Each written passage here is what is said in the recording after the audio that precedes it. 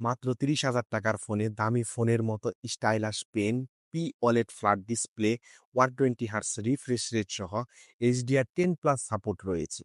কথা বলছিলাম মোটো এর 60 স্টাইলাশ ফোনটি নিয়ে। রাইট নাও ফোনটির ওভারঅল ডিটেইলস অ্যান্ড পারফরম্যান্স নিয়ে ইন ডিটেইলস আলোচনা করব আজকের এই ভিডিওতে।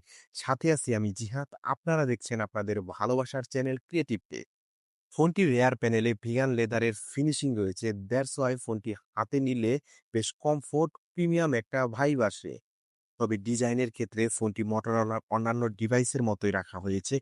এখানে কোনো নতুনত্ব নেই। এটা আমার কাছে পার্সোনালি ভালো লাগেনি। কারণ ফোনটি যেহেতু স্টাইলাশ, সেক্ষেত্রে এখানে ডিজাইনে কিছুটা পরিবর্তন আনলে বেশ ভালো হতো। ফোনটির থিকনেস হচ্ছে 8.3 মিলিমিটার এবং ফোনটির ওয়েট হচ্ছে ১৯১ গ্রাম। ফোনটিতে তিনটি মাইক্রোফোন রয়েছে এবং এর মাইক্রোফোনের কোয়ালিটিও যথেষ্ট ভালো এবং এর নয়েজ ক্যান্সেলিংও বেশ ভালো কাজ করে। দ্যাটস ওয়াই আপনি যখন আউটডোরে কারো সাথে কথা বলবেন, তখন অপর প্রান্তের ব্যক্তি নয়েজ ফ্রি একটি সাউন্ড পাবে। সেই সাথে ফোনটিতে IP68 রেটিং রয়েছে। দ্যাটস ওয়াই ফোনটি টুকটাক ধুলাবালি এবং ছিটেফোঁটা পানি প্রতিরোধী এবং সেই সাথে মিলিটারি স্ট্যান্ড 810 এর সার্টিফিকেশন রয়েছে। দ্যাটস ওয়াই ফোনটি হাত থেকে পড়ে গেলেও কোনো সমস্যা হবে না। তাই বলে কেউ ইচ্ছা করে হাত থেকে ফেলে দিয়ে দেখার ট্রাই করবেন না। ফোনটিতে 6.67 ইঞ্চির পি OLED ফ্ল্যাট ডিসপ্লে এবং 120 হার্টজ রিফ্রেশ রেট রয়েছে এবং সেই সাথে ফোনটি 1 বিলিয়ন পর্যন্ত কালার সাপোর্ট করে এবং সেই সাথে 3000 নিটস হলো এর পিক ব্রাইটনেস। দ্যাটস ওয়াই ফোনটি প্রপার সানলাইটে ব্যবহার করার সময় কোনো প্রকার লো ব্রাইটনেস জনিত ঘাটতি দেখতে পাবেন না। এবং ফোনটির ডিসপ্লে রেজুলেশন হলো 1220 বাই 2712 পিক্সেল এবং পিক্সেল ডেনসিটি হচ্ছে 444 পিপিআই। ফোনটির ডিসপ্লে হলো পাঞ্চল হোল ডিসপ্লে আর এই ডিসপ্লেকে প্রোটেকশন করছে কর্নিং গরিলা গ্লাস B3। ফোনটির রেয়ার প্যানেলে 50 মেগাপিক্সেলের মেইন ক্যামেরা এবং 13 মেগাপিক্সেলের আল্ট্রা ওয়াইড শুটার রয়েছে এবং 32 মেগাপিক্সেলের সেলফি ক্যামেরাও রয়েছে। ফোনটির মেইন ক্যামেরার ইমেজ কোয়ালিটি সম্পর্কে বলতে গেলে ছবির ডিটেলও ঠিকঠাক ধরে রাখে এবং কন্ট্রাস্টও ঠিকঠাক এবং শার্পনেস কিছুটা বাড়িয়ে ফেলে এবং ডে লাইটে বেশ ভালো একটা ছবি প্রোভাইড করে। তবে লো লাইটে শ্যাডো এবং হাইলাইটের কিছুটা কমতি রয়েছে।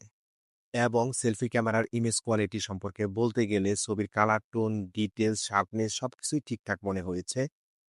ফোনটির সেলফি ক্যামেরা এবং মেইন ক্যামেরা দুটোতেই বোথ 4K 30 fps এ ভিডিও শুট করা যাবে। ফোনটি 8 জিবি র্যাম এবং 256 জিবি স্টোরেজ ভেরিয়েন্টে পাওয়া যাবে। এর স্টোরেজ টাইপ হচ্ছে UFS 2.2 এবং র্যাম টাইপ হচ্ছে LPDDR5। ফোনটিতে প্রসেসর হিসেবে রয়েছে Qualcomm Snapdragon 7S Gen 2। এটি একটি অক্টা-কোর প্রসেসর এবং জিপিইউ হিসেবে রয়েছে Adreno 710।